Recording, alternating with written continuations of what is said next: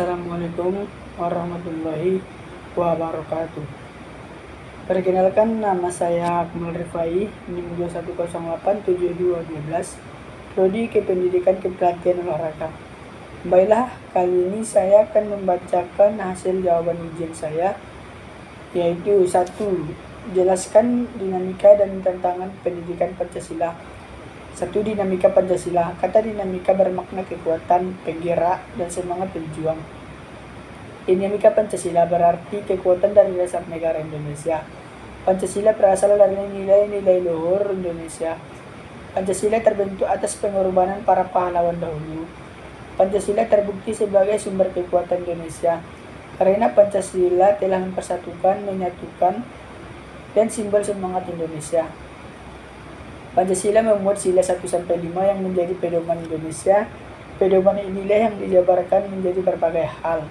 Hal ini membuktikan Pancasila merupakan dinamika dasar Indonesia.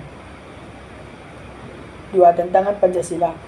Pancasila sebagai dasar negara mengalami banyak tantangan dari luar maupun dari dalam. Pertama kali Pancasila berasal dari gagasan Mr. Muhammad Yamin, Mr. Insinyur Soekarno, dan Mr. Sutomo. Setelah dirumuskan bersama lagi, hasil keputusan Pancasila disahkan 18 Agustus 1945. Tantangan dari luar negeri akibat agresi militer Belanda, Pancasila terbukti berhasil kuat dan memberikan rasa persatuan kepada Indonesia di awal kemerdekaan hingga pada masa Orde Lama hingga baru. Pancasila mendapat tantangan kembali dari dalam negeri. Para pengkhianat negara yang mau menjatuhkan Pancasila berhasil ditumpaskan. Soalan kedua, apakah urgensi pendidikan Pancasila?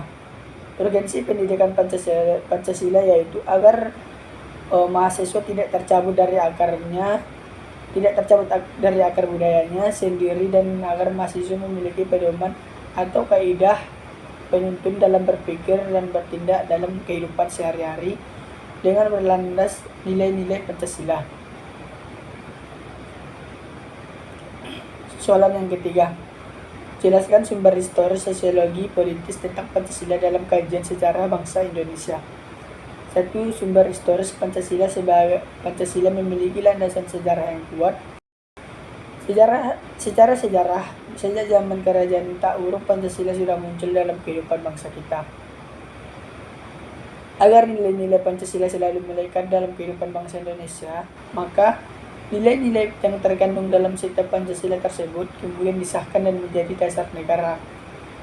Sebagai sebuah dasar negara, Pancasila harus selalu dijadikan acuan dalam bertingkah laku dalam kehidupan bermasyarakat, berbangsa, dan bernegara. Semua peraturan perundang-undang yang ada juga tidak boleh bertentangan dengan nilai-nilai Pancasila. 2. Pancasila sumber sosiologi diartikan sebagai ilmu tentang kehidupan antar manusia. Di dalamnya mengkaji tentang latar belakang, susunan, dan pula kehidupan sosial dari berbagai golongan dan kelompok masyarakat. Di samping juga mengkaji masalah-masalah sosial, perubahan dan direvisi dalam masyarakat. Sukanto 1982 bagian 19 menegaskan bahwa dalam perspektif sosiologi, suatu masyarakat pada suatu waktu dan tempat memiliki nilai-nilai tertentu. Melalui pendekatan ini pula diharapkan dapat mengkaji struktur sosial, proses sosial, termasuk perubahan-perubahan sosial, dan masalah-masalah sosial yang patut disikapi secara aktif dengan menggunakan standar nilai-nilai yang mengacu pada nilai-nilai Pancasila. Berbeda dengan bangsa-bangsa lain, bangsa Indonesia mendasarkan pandangan hidup dalam bermasyarakat, berbangsa, dan bernegara pada suatu asas kultural yang dimiliki dan melekat pada bangsa itu sendiri. Nilai-nilai kenegaraan dan kemasyarakatan yang terkandung dalam sila-sila Pancasila bukan hanya hasil konseptual seorang saja, melainkan juga hasil karya besar bangsa Indonesia sendiri, yang diangkat dari nilai-nilai kultural yang yang dimiliki oleh bangsa Indonesia sendiri melalui proses filosofis secara pendiri negara. 3. Pancasila sumber politis. Salah satu sumber pengayaan materi pendidikan Pancasila adalah berasal dari fenomena kehidupan politik bangsa Indonesia. Pola pikir untuk membangun kehidupan berpolitik yang murni dan jernih mutlak dilakukan sesuai dengan kelima sila yang mendalam berpolitik harus bertumpu pada ketuhanan yang Maha Esa, kemanusiaan yang adil dan beradab, persatuan Indonesia, kerakyatan yang dipimpin oleh hikmat kebijaksanaan dalam permusyawaratan dan dengan penuh keadilan sosial bagi seluruh rakyat Indonesia tanpa pandang bulu.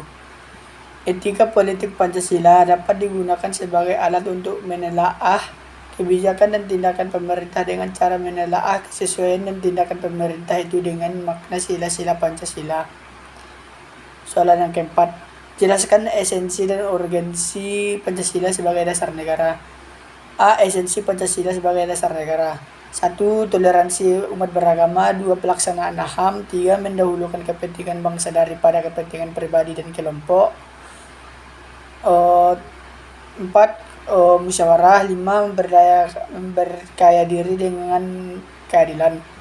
B. Urgensi Pancasila sebagai dasar negara. 1. Membentuk negara bersumber Pancasila. 2. Pemerintah menerapkan nilai-nilai Pancasila. Soalan kelima, cara mempertahankan ideologi Pancasila dalam menghadapi perubahan masyarakat.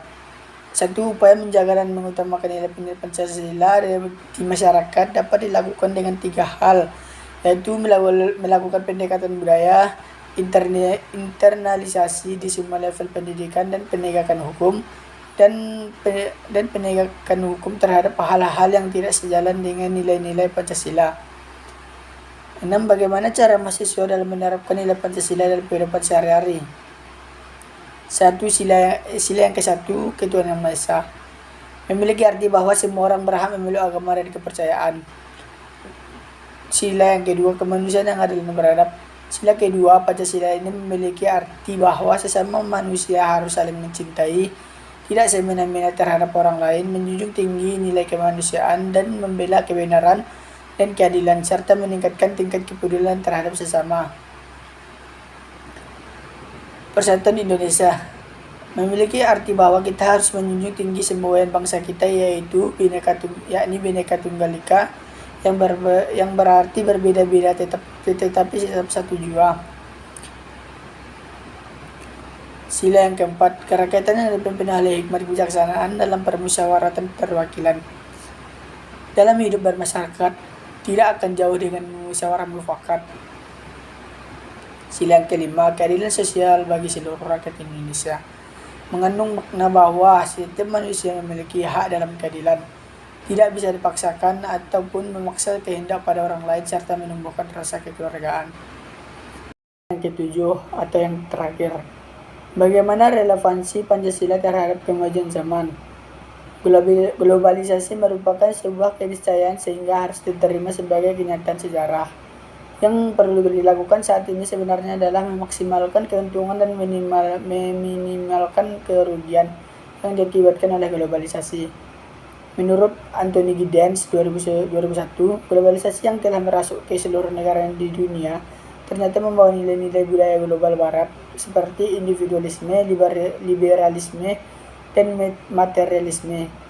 Nilai-nilai budaya barat telah menginfiltrasi ketahanan budaya nasional masing-masing negara sehingga mempengaruhi sendi kehidupan bermasyarakat, berbangsa, dan bernegara. Nilai individualisme telah menggeser dan memanfaatkan nilai kolektivitas masyarakat Indonesia. Bella, hanya ini yang dapat saya sampaikan dari hasil ujian saya. Sekian, terima kasih. Assalamualaikum warahmatullahi wabarakatuh.